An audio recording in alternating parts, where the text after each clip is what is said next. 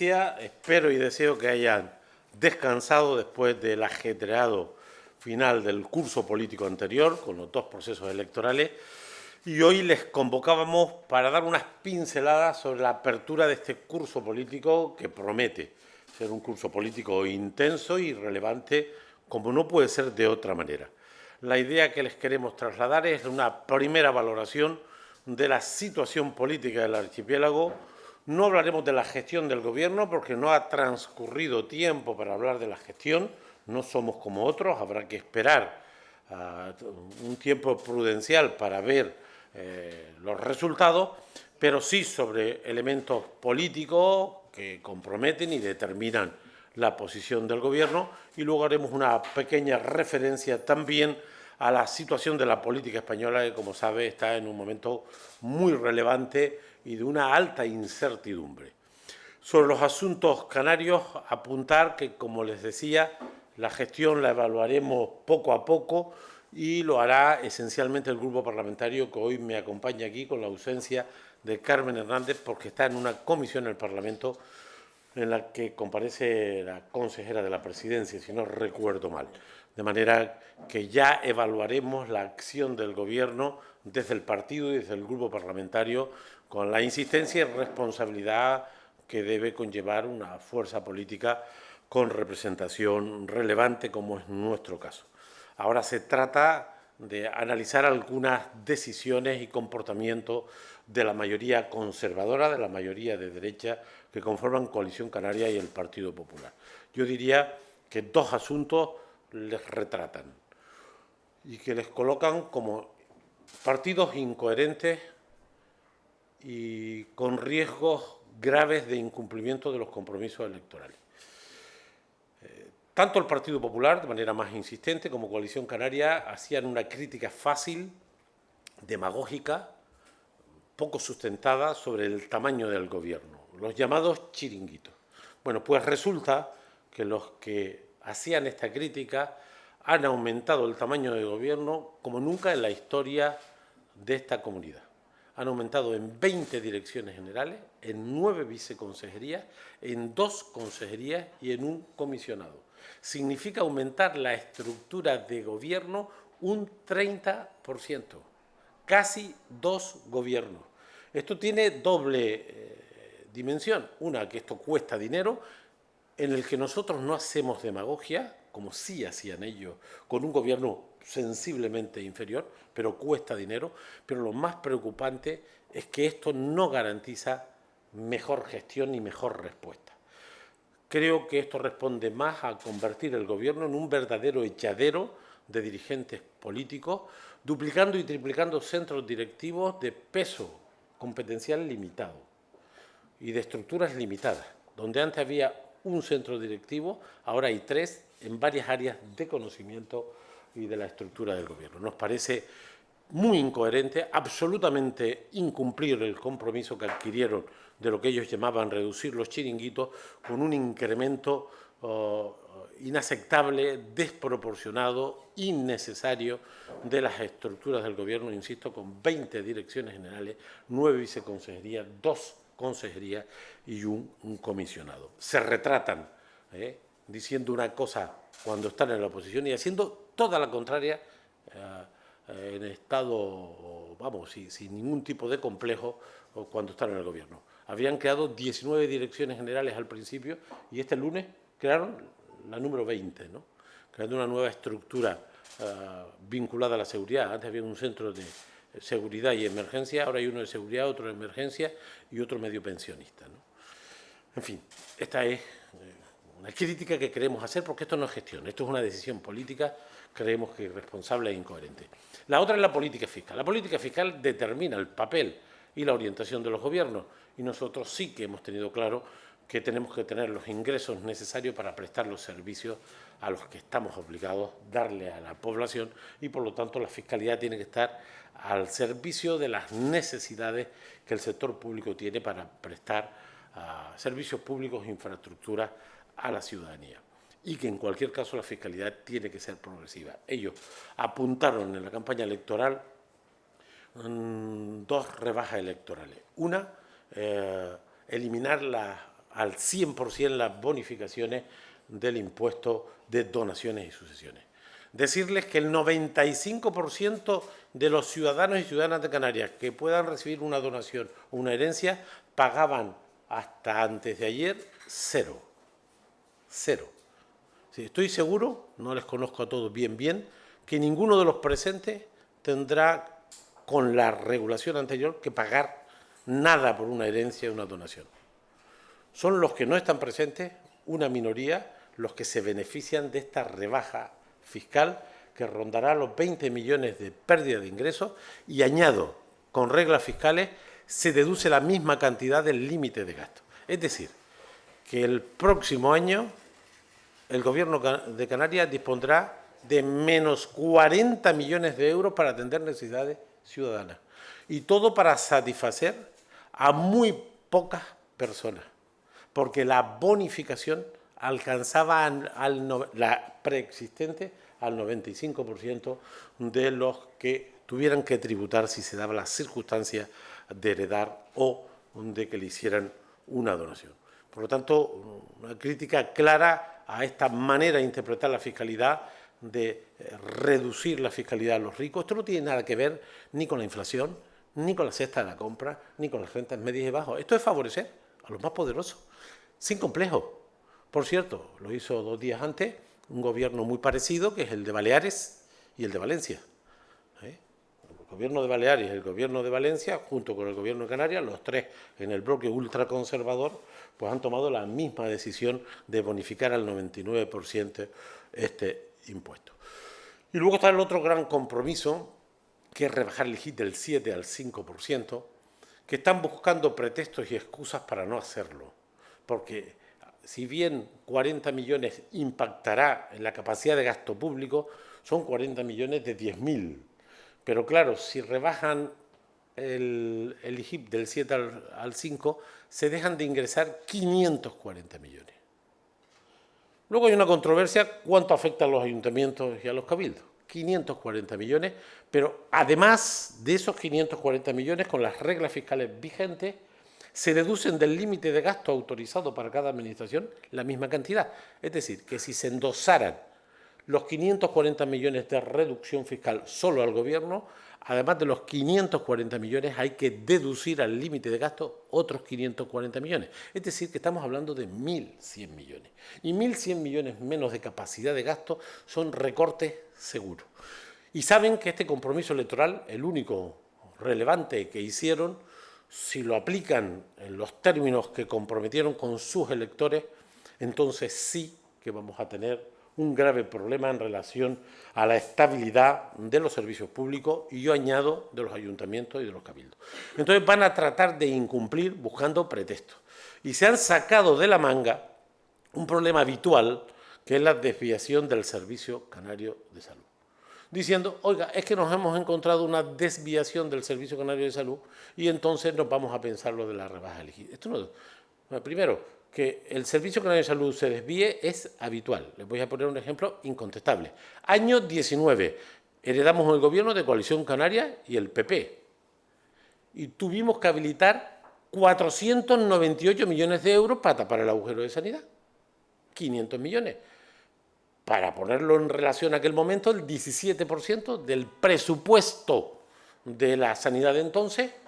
Ahora los 560 potenciales son el 14%. Entonces el agujero era mayor.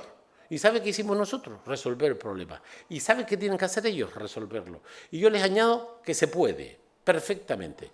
El presupuesto de Canarias del año 23 empezó con 10.180 millones y en mayo era de 11.126. En un presupuesto de 11.126 y además con la transición de un gobierno a otro, hay recursos más que suficientes para resolver el problema de la sanidad. De manera que los usuarios, aunque estén alarmando a la opinión pública, tienen que estar tranquilos de que no hay ningún problema en las arcas públicas de la comunidad para solventar esta desviación presupuestaria que es habitual. Y lo propio los trabajadores sanitarios, que no pueden tener duda de que sus derechos están garantizados, porque por flojo que sea el gobierno hay margen para resolverlo. Pero todo esto es una cortina de humo una cortina de humo para tratar de incumplir su gran compromiso electoral, que es bajar el HIT del 7 al 5. Como no se arregla el problema de sanidad, es engañando, mintiendo, confundiendo y bajando impuestos. Así no se arregla. Se arregla gestionando, gobernando y manejando los recursos públicos. Por lo tanto, criticamos. Yo prefiero, y lo he dicho en muchas ocasiones, yo prefiero que engañen a los electores, a sus electores, a los que les dijeron que iban a bajar el HIT del 7 al 5, prefiero que los engañen, a que cumplan y lo pague la sanidad, la educación, los servicios públicos, los ayuntamientos y los cabildos. Yo lo prefiero. Pero será muy importante que pongamos en evidencia el engaño que están perpetrando o intentando perpetrar utilizando el tema de la sanidad. Queríamos, por tanto, hacer estas dos referencias a cuestiones que no son de gestión, que son políticas, que es el tamaño del Gobierno y la política fiscal conservadora y manipulada que están generando. Y una tercera cuestión canaria para pasar a la parte estatal, que es el tema migratorio. No hablo del Gobierno, hablo de la situación migratoria. Como es evidente, como va a ser desgraciadamente evidente en los próximos años y décadas, el fenómeno migratorio nos va a acompañar siempre. Estamos en este continente, a 90 kilómetros del continente africano, y esto no va a cambiar. Y el fenómeno migratorio arreciará y habrá momentos difíciles y duros. Aquí volvemos a decir lo mismo que decíamos nosotros cuando estábamos en el Gobierno. Más medios para salvamento marítimo, para salvar vidas. Atención humanitaria digna en el proceso de acogida y derivación a la península y a Europa. Lo decíamos entonces y lo repetimos ahora. Más medios para salvamento marítimo, una atención humanitaria y digna a las personas que aquí llegan y derivación al resto del Estado español y de la Unión Europea. Y, por supuesto, entonces y ahora seguimos exigiendo más participación de las instituciones canarias en la política migratoria, porque lo dice el Estatuto y porque es de sentido común. Lo que no puede ser, creo yo, es que los que decían que no a los centros de acogida, recordarán, Plan Canaria, ahora se reúnan con un ministro de turno y le pidan más plazas de centro de acogida, le digan que sí y lo vendan como un éxito. Hay que tener memoria. Desde luego, algunos la tenemos intacta por ahora. Por lo tanto, en el tema migratorio queríamos hacer esta consideración.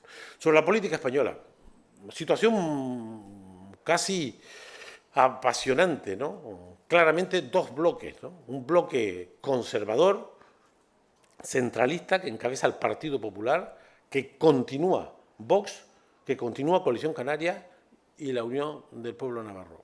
Están donde les toca, en el bloque al que pertenece. A mí me sorprendió, yo pensé que iban a ser más hábiles, ¿no? Pero ahí están, vendidos, subordinados, colocados en una foto con las derechas centralistas y ultras para promover una iniciativa que no hay nadie, ningún observador que no concluya que está condenada al fracaso. De manera que me da hasta pena no aprovechar la condición de tener un escaño diferenciado, sin tutelas externas, que se ponga al servicio de las derechas más recalcitrantes sin pestañear, ¿no? Ayer asistíamos a un tema en Presidencia del Gobierno, por cierto, no me parece tampoco esencial, pero ¿qué hacen los partidos negociando en la Presidencia del Gobierno? ¿Por qué no se van a sus locales? ¿Qué hace Coalición Canaria y el Partido Popular negociando en la Presidencia del Gobierno un pacto? Yo creo que no se deben mezclar las instituciones con los partidos, ¿no? No me parece muy relevante, pero es significativo, ¿no? Y ayer pues se ponía en evidencia este tema, e incluso se ponía en evidencia alguna foto que me pasaban ayer a la tarde, donde, alguna foto, no un vídeo, donde Feijóo decía: yo tengo derecho a gobernar porque soy el partido más votado, y estaba detrás el clavijo que no sabía dónde meterse, porque resulta que el presidente es el más votado, por cierto, perfectamente legal, Lo mismo que le pasará a Feijóo, que aunque sea el partido más votado, como no tenga escaños, se va a la oposición. Por lo tanto, nuestra interpretación es que este bloque conservador va a escenificar una derrota con una lógica que deben explicar ellos el día 25 y 26 de septiembre. Y luego está el bloque progresista y nacionalista, que sería el resto, que están intentando articular una mayoría. No sabemos qué va a pasar. Mi impresión, y tengo alguna información, es que las cosas irían avanzando en el sentido de conformarse un gobierno progresista con apoyo nacionalista. Esto apuntan los análisis y las informaciones que están circulando.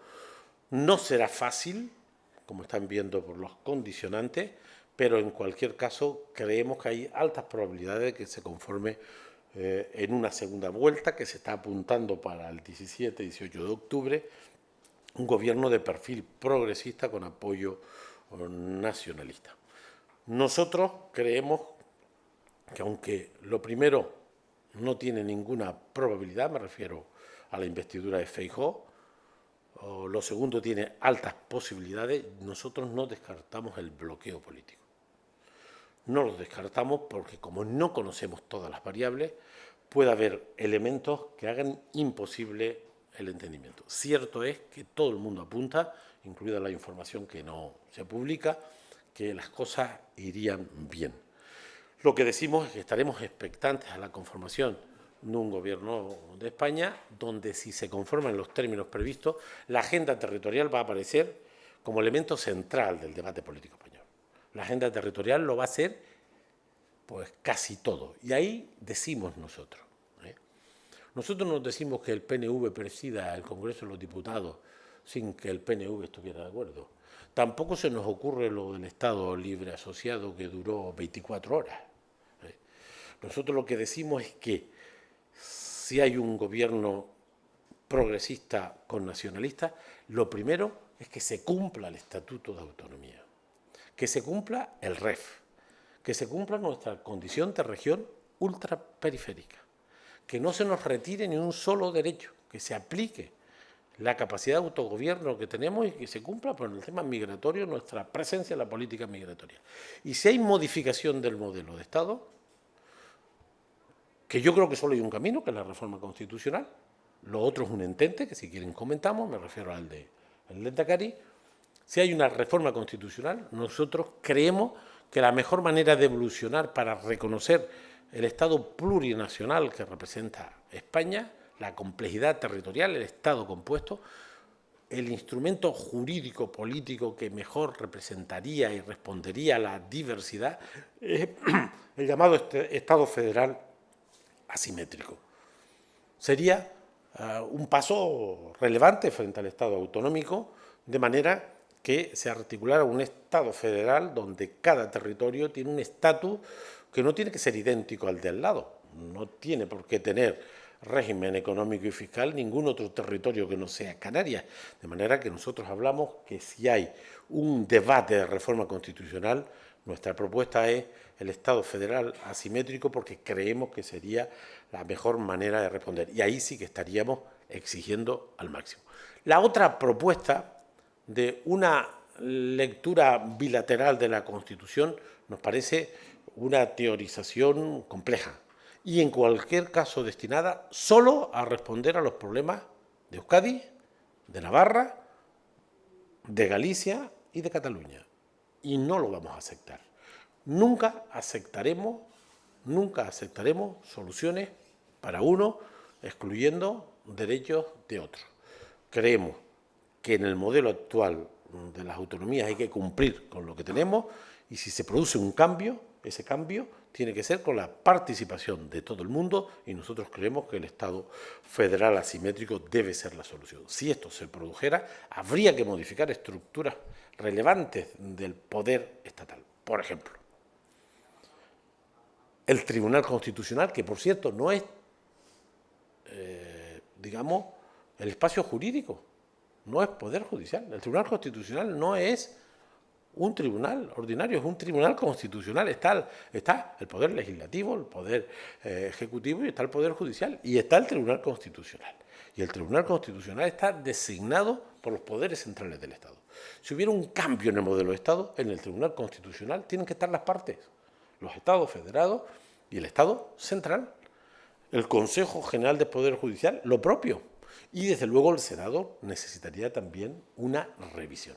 Por eso decimos que si se quiere hablar en serio de una reforma de la Constitución para repensar el título octavo, a nosotros nos parece que puede haber condiciones para hacerlo y este debe ser el camino. En el mientras tanto, que se cumpla lo que nos corresponde. Y una última consideración sobre los asuntos europeos. Va a haber elecciones antes del verano del próximo año, estaremos en ese proceso electoral, estamos empezando a dialogar con fuerzas políticas de la Alianza Libre Europea para estar en ese proceso electoral y queremos aprovechar la presidencia española para reclamar una circunscripción diferenciada para este territorio.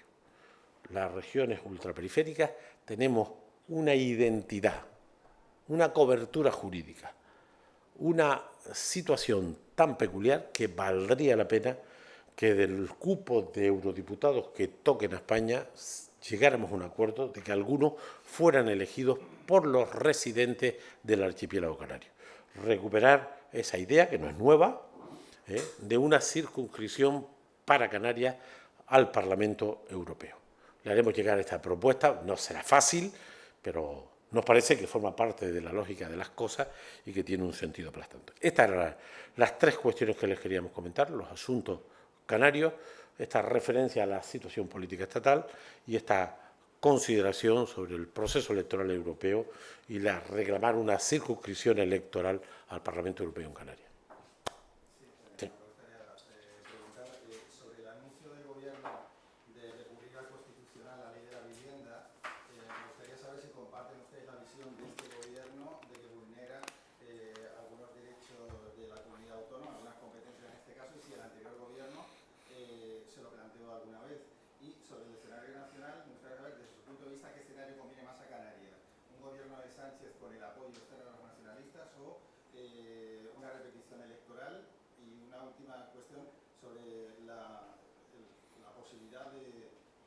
Federal asimétrico que ustedes proponen, entiendo que España pasaría a ser una república federal.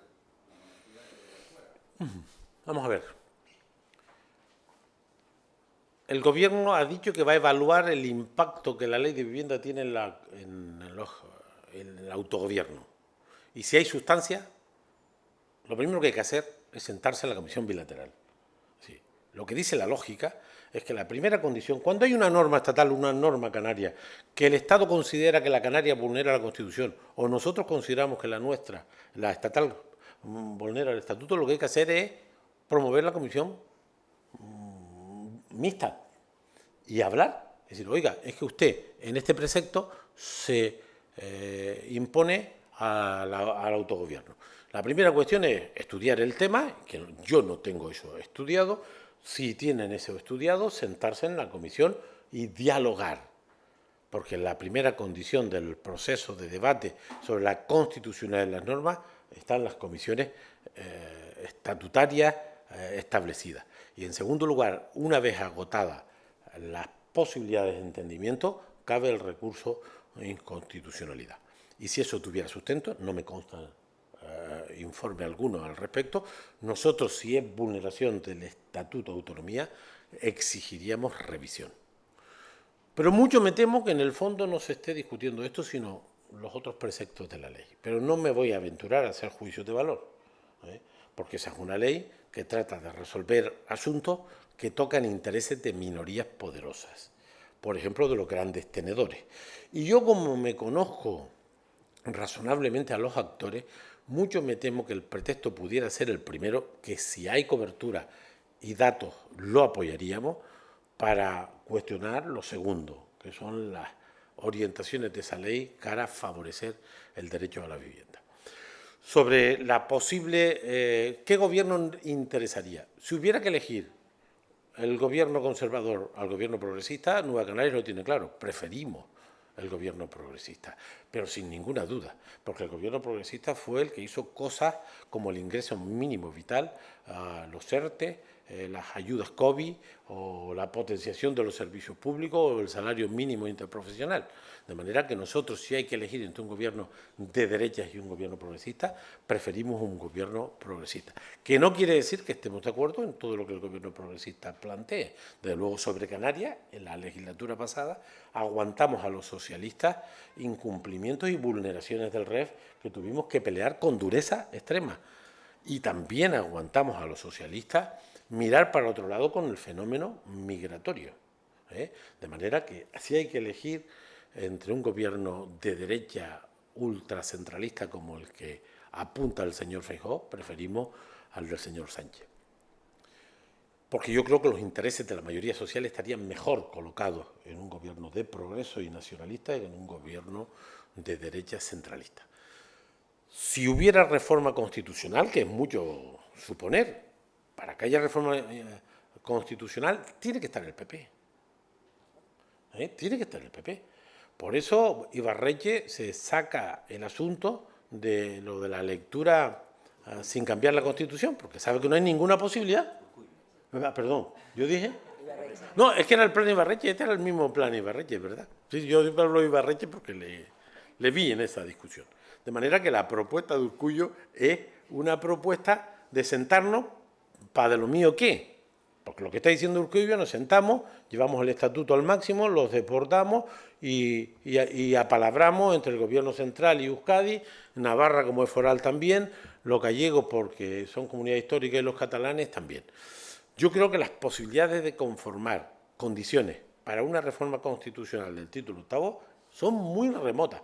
No hemos sido capaces, y me incluyo, de un sistema de reforma de la financiación autonómica, por cierto, elemento básico de la estructura del Estado, si me apuran de los más básicos, porque no basta con tener competencias si no tienes dinero para ejercerla, esto es muy importante, pero si digamos hipotéticamente, pudiéramos imaginar una mayoría parlamentaria dispuesta a una reforma seria, profunda, del modelo territorial, nosotros creemos que el Estado federal asimétrico estaría como la mejor respuesta para conciliar la diversidad territorial y la complejidad territorial del Estado español.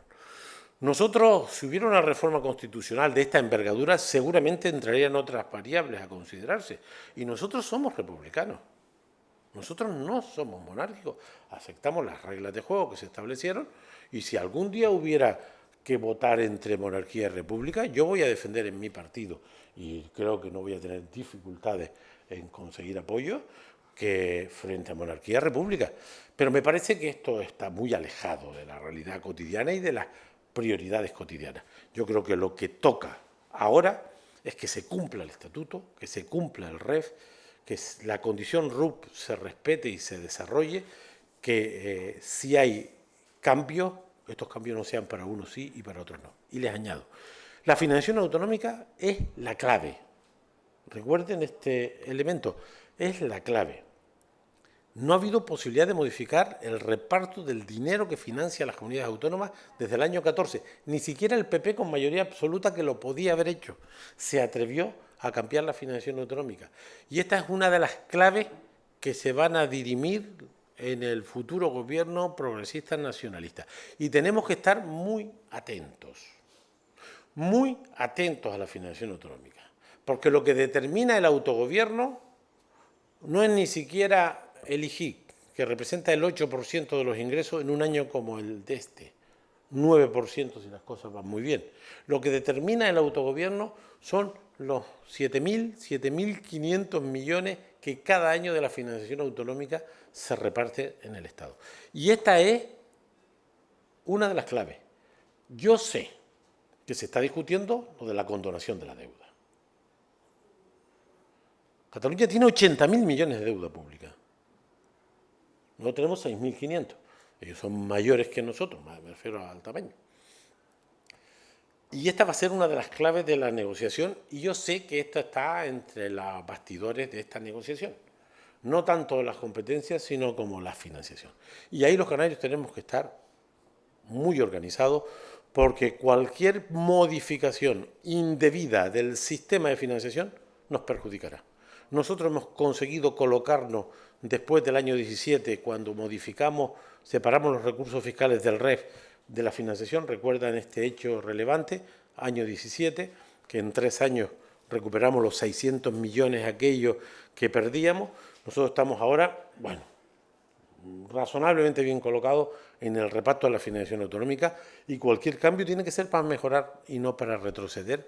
Y yo les aseguro que si hay algún riesgo potencial en el proceso político que se abre en España, es que la revisión de la financiación autonómica no respete nuestros derechos, que los recursos fiscales del REF estén al margen de la financiación autonómica y que en la distribución de recursos se haga por población ajustada, y que entre los parámetros de la población ajustada hay 2 que nosotros exigimos que estén presentes.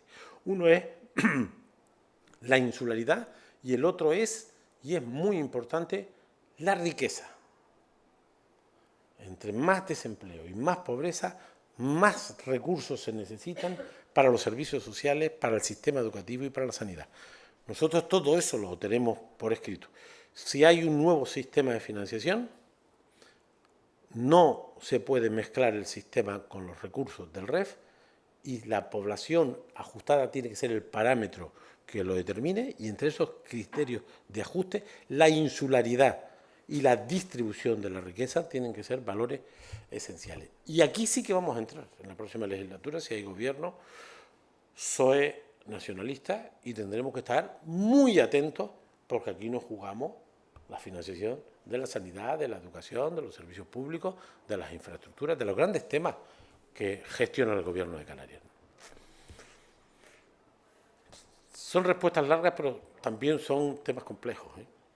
Cuando hablan de si se produce alguna modificación indebida, sería aquella que no respetara que el REF vaya por una parte y los recursos por otra, y que se distribuya en virtud de la insularidad y la riqueza.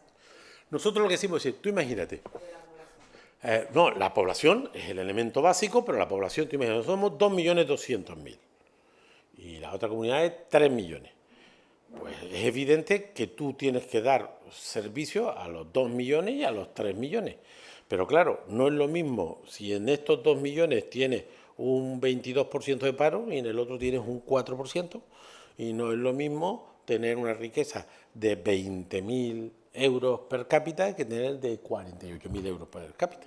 Entonces, y vivir en las islas. Entonces, ¿qué decimos? Que la distribución de los recursos sobre población se ponderen, se corrijan, se modulen por el hecho insular y por la riqueza de los territorios. Es decir, que donde en un territorio fraccionado no le puedes dar lo mismo que a uno de un territorio continental, y no le puede dar lo mismo a una comunidad con 30% de pobreza que a una comunidad con el 9% de pobreza.